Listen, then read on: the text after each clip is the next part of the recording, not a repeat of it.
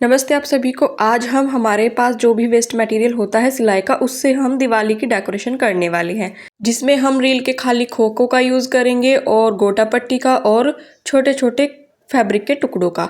तो हमने एक फैब्रिक के टुकड़ों का आधा टेढ़ा कट कर लेना है, थोड़ा सा बड़े साइज़ में, कम से कम 4-5 इंच बड़ा वो होना चाहिए।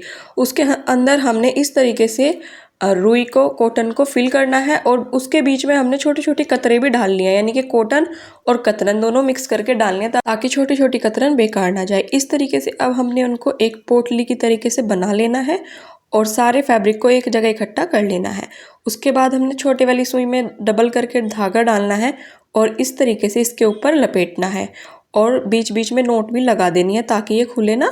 तो 2-3 बार हमने ये रिपीट करना है और ऐसे हाथ से हम इसको ऐसे गोल गोल कर लेंगे। हमने बिना धागा काटे इसको गोल गोल करना है और फिर से एक बार और नोट लगानी है और जो बचा हुआ धागा और कपड़ा था उसको कट कर देना है। उसके बाद जहाँ से हमने कट किया वहाँ पर हमने ग्लू लगाना है और इस तरीके से हमने गोटा पट्टी को इस तरीके से ले जाना है। फिर उसकी साइड से एक बार और, यानी कि 2 बार राउंड हो चुका है। फिर उसकी साइड से एक बार और, यानी कि 3 बार, और टोटल हमने इसको 4 बार घुमाना है। तो ये हमारा जो है मोती बनकर तैयार हो जाएगा। जब हम इसको पीछे की साइड लाते हैं तो हमने कैंची से कट कर देना है और हमने यहाँ पर ग्लू लगा देना है। और ये ग्लू से एकदम तो नहीं चिपकेगी, तो हमने आलपिन लेनी है और आलपिन को इसके यहाँ पर लगा के छोड़ देना है। इसी तरीके से हमने जो है अलग अलग कलर के मोतियों को तैयार करना है और बीच में जो हमारी कतरन बच जाती है छोटी छोटी, वो भी उनके अंदर डालनी है। इस तरीके से मैंने 8-10 मोती तैयार कर लिए हैं। उसके बाद जो हमारी चूड़ियाँ होती हैं, वेस्ट बैंगल्स, उनका भी रीयूज़ हमने करना है। तो हमने इन चूड़ियों के ऊपर हमने कपड़े को लपेटना है। तो बहुत पतली सी हमने कलरफुल जो है कतरन लेनी है, पतली सी और लंबी होनी चाहिए। और इस तरीके से हमने लपेटना, उसको स्टार्ट करना है। स्टार्टिंग में हमने ग्लू लगाना है और फिर हमने बिल्कुल एंड में ही ग्लू लगाना होगा। उसके बाद हम इसके अंदर को डालते जाएंगे और इस तरीके से लपेटते जाएंगे। हमने अलग अलग कलर की चूड़ियाँ इस तरीके से कपड़ा लपेट कर कंप्लीट करनी है। रेड कलर, ब्लू कलर, जो भी आपके पास बचा हुआ कलर हो वो आप ले सकते हैं और बची हुई चूड़ियों का रीयूज़ कर सकते हैं। तो हमने लास्ट तक इसको ले आए हम और एक्स्ट्रा हमने पट्टी को कट कर देना है और हमने यहाँ पर लास्ट में ग्लू लगा देना है। उसके बाद हमने जो है गोटा पट्टी को लेना है और गोटा पट्टी का हमने एक सिरा लेना है और हमने उसमें जो है यहाँ पर गांठ लगा देनी है ऊपर की साइड, और हमने एक्स्ट्रा जो गोटा पट्टी है उसको ऊपर की साइड रखना है, वो हमारे बाद में काम आएगी। अब हमने इस तरीके से गोटा पट्टी को उसके पास लपेटना है और बिल्कुल पास पास से इसको लपेटना है। इसमें हमने 6-7 राउंड जो है देने हैं। इस तरीके से हमने पूरी जो चूड़ी है हमारी, बैंगल्स है, उसको कंप्लीट करना है। तो बिल्कुल पास पास से हमने गोटा पट्टी को लपेटना है और इसको कंप्लीट करते जाना है।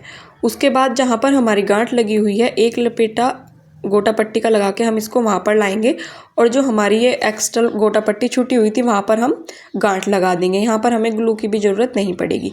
हमने यहाँ पर 2 गांठ लगा देनी है और जो हमारी एक्स्ट्रा गोटा पट्टी होगी उसको हम कट कर देंगे। तो ये हमारी बैंगल्स बनकर तैयार हो चुकी है।